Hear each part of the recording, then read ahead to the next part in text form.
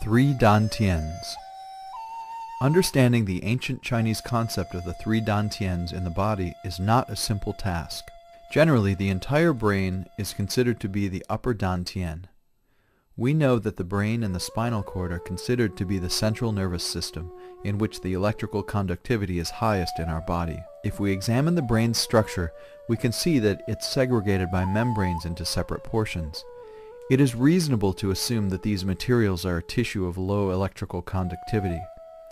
If the good conductors have been sandwiched by poor conductive material, then this system is able to store some electricity. However, we should also know that the brain does not produce qi, but consumes a great amount of it. Each brain cell consumes at least 12 times more oxygen than other cells in the body. Since in the biochemical reaction, oxygen is proportional to the production of qi energy in the body, it's reasonable to assume that each brain cell also consumes at least 12 times more qi than regular cells. The middle dantian, Zhong-Dantian, is located at the lower section of the sternum, which is connected to the diaphragm.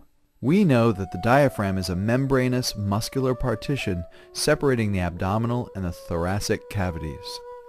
It functions in respiration and is a good electrically conductive material. On the top and bottom of the diaphragm there are the fascia, which isolate the internal organs from the diaphragm. We see once again a good electrical conductor isolated by a poor electrical conductor.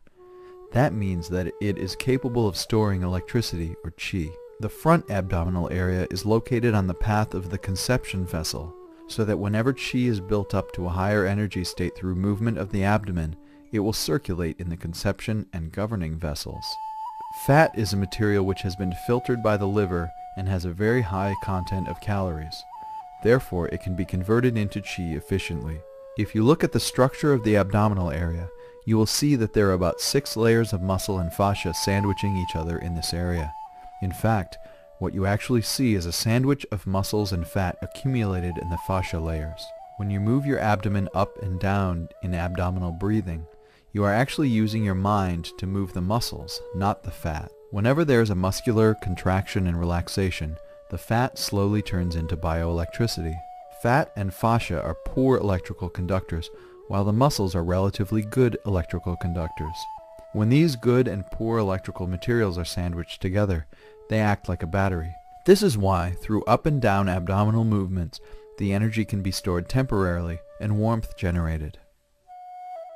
The real lower dantian is at the center of the abdominal area, at the physical center of gravity, located in the large and small intestines. If we look at the physical center of gravity, we can see that the entire area is occupied by the large and small intestines. The first thing you notice is that the total length of your large and small intestines is approximately 6 times your body's height.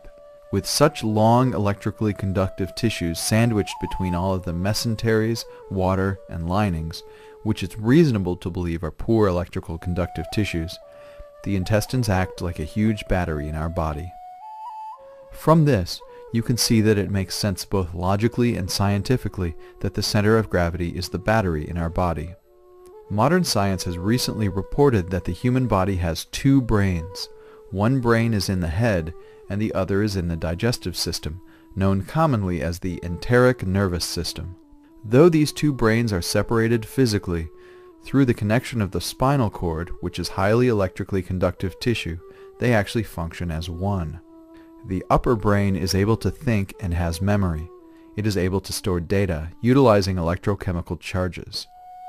The lower brain has memory, but does not have the capability of thought.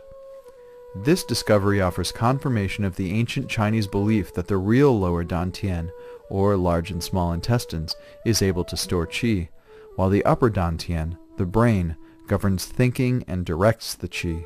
In other words, the lower brain is the human battery in which the life force resides. Once the brain has generated an idea or intention, thereby creating electromotive force, the charge will immediately be directed from the lower brain through the spinal cord and nervous system to the desired area in order to activate the physical body for function. We are starting to link ancient experience together with modern scientific understanding. Cell replacement. In order to produce healthy cells, you must also consider energy. You should understand that when a person ages quickly, often it is not because he or she is malnourished, but instead is due to the weakening of their qi storage and circulation. Without an abundant supply of qi, bioelectricity, qi circulation will not be regulated efficiently, and therefore your life force will weaken and the physical body will degenerate. In order to have abundant qi storage, you must practice Qigong in order to build up the qi in your 8 vessels, and also to lead the qi circulating in your body. The next thing you should ask yourself is how this replacement process is carried out. The entire replacement process depends on the blood cells. From Western medicine, we know that a blood cell is the carrier of water, oxygen, and nutrients to everywhere in the body through the blood circulatory network. From arteries and capillaries, the components for new cells are brought to every tiny place in the body. The old cells then absorb everything required from the bloodstream and divide to produce new cells. The dead cells are brought back through veins to the lungs. Through respiration, the dead cell materials are expelled as carbon dioxide. However, there is something missing from the last process. This is the qi or bioelectricity that is required for the biochemical process of cell division. It has been proven that every blood cell is actually like a dipole or a small battery, which is able to store bioelectricity and also to release it. This means that each blood cell is actually a carrier of qi. In Chinese medicine, it is said the blood and the qi are always together. Cell replacement actually happens from inside of the body, moving outward.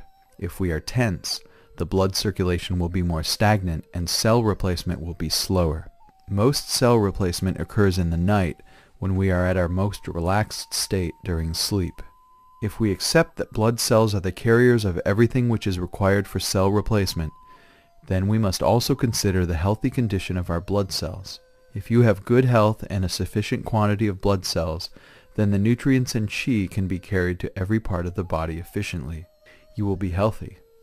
However, if you do not have sufficient blood cells, or the quality of the cells is poor, then the entire cell replacement process will be stagnant.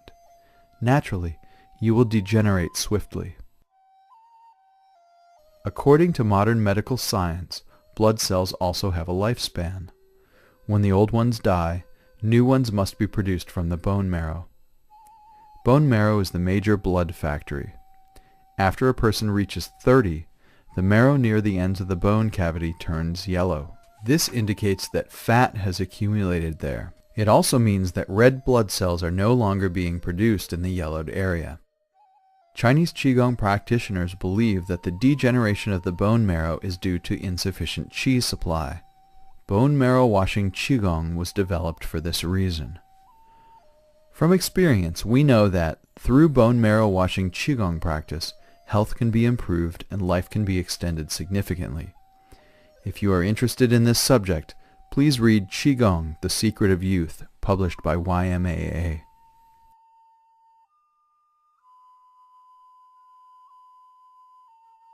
Hormones act as a catalyst in the body. When the hormone levels are high, we are more energized and cell replacement can happen faster and more smoothly. When hormone production diminishes, then the cell replacement will be slow and we will age quickly. It was only in recent decades that scientists discovered that by increasing the hormone levels in the body, we may be able to extend our life significantly. Maintenance of hormone production in a healthy manner has also been a major concern in Chinese Qigong practice. According to Chinese medicine, glands that produce hormones were recognized since ancient times. Hormones were not understood.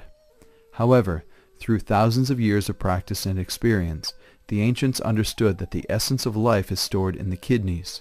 Today, we know that this essence is actually the hormones produced from the adrenal glands on the top of the kidneys.